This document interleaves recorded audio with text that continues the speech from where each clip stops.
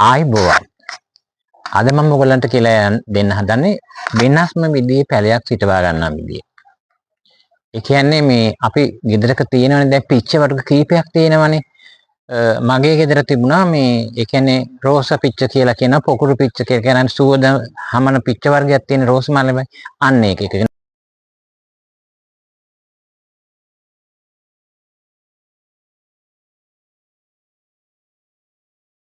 කියනවා. එහෙම නැත්නම් මේ පොකුරු පිච්ච කියනවා. ඒ පැලයක් කොහොමද අපි බඳුනක හරි බෑග් එකක හරි මොකක් හරි හිටව ගන්න කියන්නේ මුල් සහිත පැලයක්. මේක මම හදන්නේ මුල් සහිත පැලයක්. මම ඒගොල්ලන්ට පෙන්නනවා දැන් ඒක මම කොහොමද කරන්නේ කියලා. දැන් මෙන්න මේ පැලේ තමයි මම හිටවන්න බලාපොරොත්තු වෙන්නේ මේ තියෙන්නේ. මේක ටිකක් හොඳට වැඩුණු පැලයක්. නමුත් ඒක අපිට මෙහෙම වැඩින්න දෙන්නේ මේ ගහෙන් තිබුණ හැටෙන් ගලව ගත්තා. දැන් මේක මම කොහොමද බඳුනක හිටවන්නේ මේ මුල් එක්ක මෙහෙම හිටවන්න බෑ මේ. ඒක මම ඔයගොල්ලන්ට දැන් පෙන්නලා දෙන්නම් කොහොමද හිටවන්නේ කියලා. මම මේක ඉස්සෙල්ලාම සුද්ධ කරගන්න ඕනේ. ඒ කියන්නේ මෙහෙම හිටවන්න බෑ.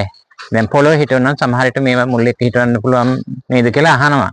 නමුත් ඒක හරියන්නේ නැහැ. බෑග් එකක හරි පෝච්චි එකකට මම මේ විදිහේ පහස මුල් ටික ඔක්කොම අපි කපලා දාන මුදුන් මුල ඉතුරු වෙද්දී. මොකද අපිට හිටවන්න පහසු වෙන්නත් අනිත් එක තමයි මේක ඉක්මනින් පැලේ දලුලාලා එන්න ඕනනේ. දැන් මේ වගේ මුල් ටික අපි කපා ගත්තා අපේ බෑග් එකේ ප්‍රමාණයට. අපි ගන්න බෑග් එක හරි පෝච්චි හරි මේ ප්‍රමාණයට අපි මේ ටික කපා ගන්න ඕන. හොඳට ලස්සනට කපා ගන්න ඕනේ. යට මුල් කපන්න නැතුව මේක කැපුවට බය වෙන්න එපා. පැලේ මැරෙන්නේ නැහැ. මොකද දැන් මේක බැඳුණු පැලයක්. දැන් ඊට පස්සේ පැලේ හිටවන්න මේ අතු ටිකත් අපි කපාදු කරන්න ඕනේ. කොහොමද කපාදු කරන්නේ? මේක හොඳට කොටට කපා ගන්න ඕනේ. මම මේක දැන් සමහරට මට මේක අතුනේ කපන්න පුළුවන් නේද දන්නේ. පුළුවන්. ඒක අර මෙහෙම ඇන්ගල් කරලා කපා ගන්න ඕනේ මේ අර වතුර පල්ලෙහාට බේරෙන. අන්න දැන් මම මේ පැලේ කපා ගත්තා. මෙන්න මේක දැන් අපි මේ බඳුන්ගත කරන්න යන්නේ. කොහොමද අපි බලමු මේක දැන් කරන්නේ. මම ලෑස්ති කරගෙන තියෙන බෑග් එකක්.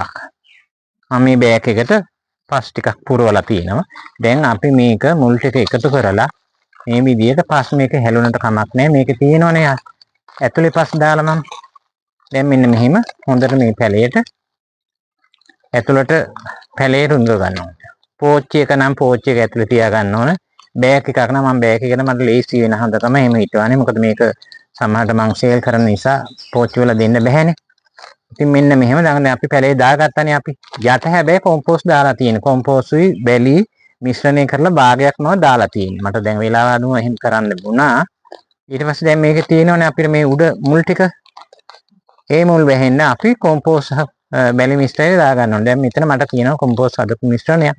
මම ඒකෙන් මේ මුල් වැහෙන්න අපි දා ගන්නවා. මෙන්න මෙහෙම අරගෙන බටේටම මෙහෙම දැන් මේ බෑග් එක ඇති හැබැයි සෑහෙන කාලයක් මම පැලේ ලියලා එනකම්. ලොකු වුණොත් ගොඩක් ලොකු වෙනකොට පෝච්චි එකට ගන්න පුළුවන්. එතකොට පැලේ හැදිලානේ තියෙන්නේ. එතකොට මේ වගේ කපල කෙටල මුකුත් කරන්න ඕනේ නැහැ.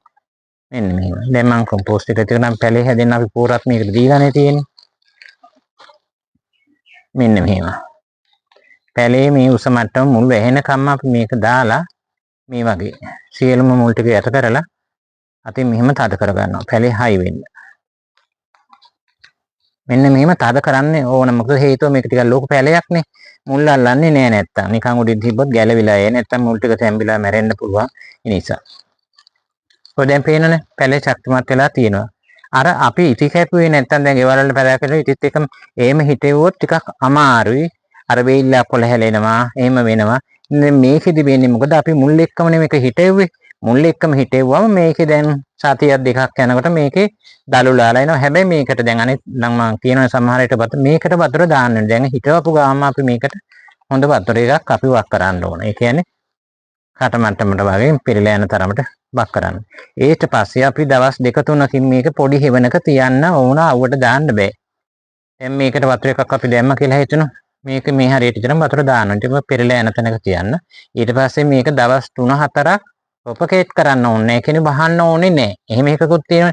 එහෙම මුකුත් ඕනේ. මෙහෙම තිබ්බම දවස් 3-4කින් එළියට ගත්තම මේකේ මේ ඔක්කොම දල කොළ දාලා සමහරට දැන් මේක පැලයක් කියන්නේ වැඩුණු පැලයක් නිසා ඉක්මනින් මල් එන්න බලනවා. ඒක වඩාත් හොඳයි. මේකේ මල් එනවා. මේක මං කිව්වේ පිච්ච පැලයක්නේ. ඉතින් සමහරට මේක මම හිතේපු බෑග් එකේ දැන් ඕගොල්ලන්ට ඕන නම් මේ හා සමාන පොඩි පෝච්චියක හිටවන්න බෑ. හැබැයි ලොකු පෝච්චියක හිටවන එක වෙනස්. ලොකු පෝච්චියක හිටවනම් ඔයගොල්ලෝ අර මං ගත්ත මුල් ටික එච්චර කපන්න ඕනේ නෑ. දාලා මේ විදියටම පස්නේ හදාගෙන හැබැයි ඒත් ඉති කපන්න ඕන. මං කියන්නේ නම් ඒක ඉතිත් එක පැල කරන්න බෑ. ඉති කපුවට පස්සේ එතනින් තමයි ආපහු දල් දාලා යන්නේ. ඕගොල්ලන්ට දැන් තේරුණායි කියලා මම හිතනවා. බලලා ඔයගොල්ලන්ට හොඳයි නම් තව කෙනෙකුට ෂෙයා කරන්න. අනිත් එක තමයි ඕගොල්ලෝ ඉගෙන ගන්න. ෂෙයා වුණ හරි දැනගන්න දෙයක් තියෙනවා නම් මට මැසේජ් එකක් දාලා මගේ ලින්ක් එකට ගිහිල්ලා මැසේජ් එකක් දාලා මාව සබ්ස්ක්‍රයිබ් කරලා ලයික් කරලා මාව දිරිමත් කරන්න. ආයුබෝවන් ඔයගොල්ලෝ ඔක්කොටම.